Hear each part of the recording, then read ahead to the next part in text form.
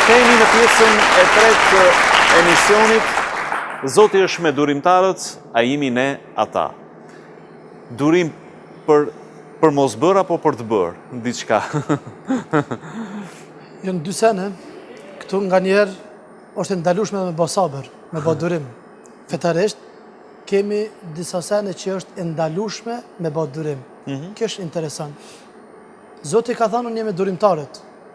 Po në këtë pjesë është ndaluar, ose thëmë haram, me bë sabër, cilat janë ato pika, rase të ka vdek dikush i familjes, është haram me bë sabër derisa të bëhet nesra që me njerë vërëse.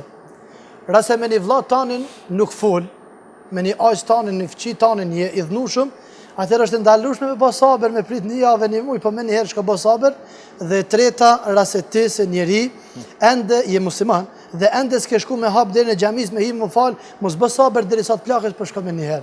Dhe sabër në disa pika është ndalueshme me bë, në pika të mira, me shku me përqafu nanën, pse po bë sabër? Pse po rrin? Ec me një herë. Zoti është me durimtarët në ato pika të cilat, për shembull, nëse ty dikush të fyn, nëse dikush ty të ka hin hak, ka bë zullum, atëherë ti po bën sabër, Zoti është me ty. Dhe ka thënë Allahu në Kur'an, "Amman yujibul mutarra idha da'a wa yakshifu as-su'." Allahu dhul Gjelal, ati që i bëhet zullum mes tina dhe mes Zotit tina, nuk ka asnjë perde. Zoti përgjigjet atina që po bën sabër, nuk po hakmirret, thot ja Rabbi, unë e krejt këtë zullum, unë te ti po e dorëzoj. Ti e din që është nxjerr hakun tem, e nxjerr të drejtën tem prej atij personit, dhe Zoti është me durimtarët. Allah është me këtë pjesë durimtarëve. Dhe ne së shqiptar është traditë jona që jemi durimtar. Bëjmë sabër. Kemi hjek me dekada, me vite prej shka dhe prej tje, po kemi bë sabër durim. Dhe ka arë një piku, Zoti nuk ka qenë me neve. Është dash mos me bë sabër më me ta dhe me nis një revolucion dhe me kanë të lirë. Ti shiko veten sikur se një njeri e këshillon këtë dikon, thonte mos u shqetëso, mos u nervozo, se ti je nervoz. Dhe që nuk jam nervoz. Edhe ai rrit kezanin prap. Atë nuk mund e kontrollon kanjëherë veten tonë.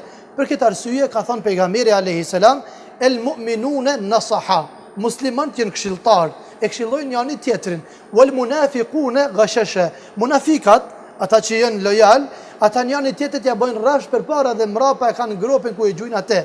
Për këtë arsye duhet me zgjedh një shok, një vlla, një dost, i cili të këshillon dhe problemet e tuaja dhe telazhet, mangësitë e tuaja ti rikujton dhe thotë tu bë sabër, këtu ki kujdes, këtu mos bë sabër, vazhdo.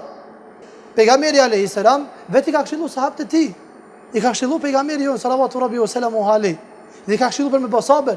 Ka shumë raste kur Omer radiallahu anhu, sikur se ka ora njeriu në xhamit pejgamberit dhe ka urinu, e kanë nxjerrë Omeri shpatën me dal me vramë ne.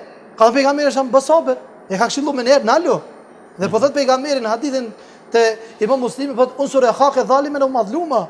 Këshillo dili krah vllau ton kur ky i bën dikujt zullum, po dhe këtij kur i bëhet zullum. Dilin krah. Kur bëhet zullum qysh, ka për krahët dhe mos bëhet zullum se është gjuna, bë sabër nalo. Dhe nëse i bëhet zullum atëherë dilin krah, mbroj atë.